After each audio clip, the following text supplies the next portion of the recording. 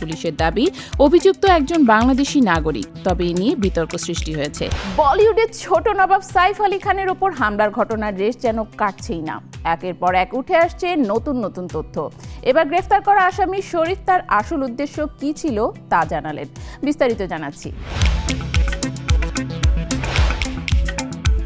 বলিউড অভিনেতা সাইফ আলী খানকে ছুরিকাঘাতের ঘটনায় তোলপাড় গোটা ভারত। মুম্বাইয়ের বান্দ্রায় নিজ বাড়িতেই হামলা শিকার হন তিনি। এ ঘটনায় অভিযুক্ত মোহাম্মদ শরীফুল ইসলাম শেহজাদকে গ্রেফতার করেছে পুলিশ। পুলিশের দাবি, অভিযুক্ত একজন বাংলাদেশি নাগরিক। তবে এ নিয়ে বিতর্ক সৃষ্টি হয়েছে। পুলিশ জানিয়েছে, শরীফুল 6 মাস আগে অবৈধভাবে বাংলাদেশ থেকে ভারতে প্রবেশ করেন। মুম্বাই এসে তিনি বিভিন্ন জায়গায় পরিচারক এবং রেস্তোরাঁ কর্মী হিসেবে কাজ করেছিলেন। 15 জানুয়ারি তিনি পড়ৌদি প্যালেসে প্রবেশ করেন। তার বক্তব্য অনুযায়ী তিনি জানতেন না এটি সাইফ আলী খানের বাড়ি। তাকে বলা হয়েছিল ওই এলাকায় ধনী ব্যক্তিরা বাস করেন, যার কারণে তিনি ডাকাতির পরিকল্পনা করেন। শরীফুল ছুরি দিয়ে সাইফকে আক্রমণ করেন। ব্যবহৃত ছুরি 3 টুকরো হয়ে যায়, যার মধ্যে 2টি অংশ উদ্ধার করা সম্ভব হয়েছে। পুলিশ বাকি অংশ এবং ঘটনার সময় ব্যবহৃত পোশাক এখনও খুঁজছে।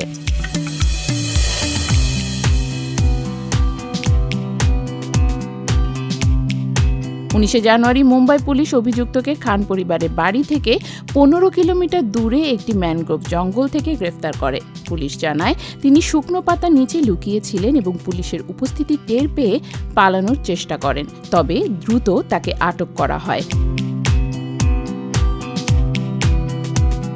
শরীফুল জেরায় নিজের অপরাধ স্বীকার করেছেন। তিনি বলেন, পড়ৌদি প্যালেসে প্রবেশের সময় তিনি জানতেন না এটি বিখ্যাত অভিনেতার বাড়ি।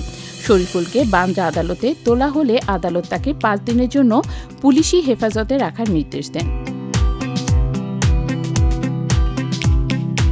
অভিযুক্তের আইনজীবী সন্দীপ শেখানি ও দীনেশ প্রজাপতি আদালতে দাবি করেছেন, শরীফুল বাংলাদেশি নাগরিক নয়।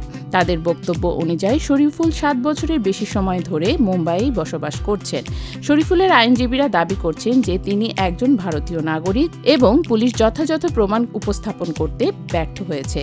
আইনজীবী সন্দীপ শেখানি অভিযোগ করেছেন, তদন্তে গাফিলতি এবং পদ্ধতিগত ত্রুটি রয়েছে। মুম্বাইয়ের পুলিশ জানিয়েছেন, অভিযুক্ত নিজেকে বিভিন্ন সময় ভিন্ন নামে পরিচিত করেছেন। তদন্তে তার বিরুদ্ধে আগের কর্মস্থলগুলিতে চুরির অভিযোগে তথ্য উঠে এসেছে।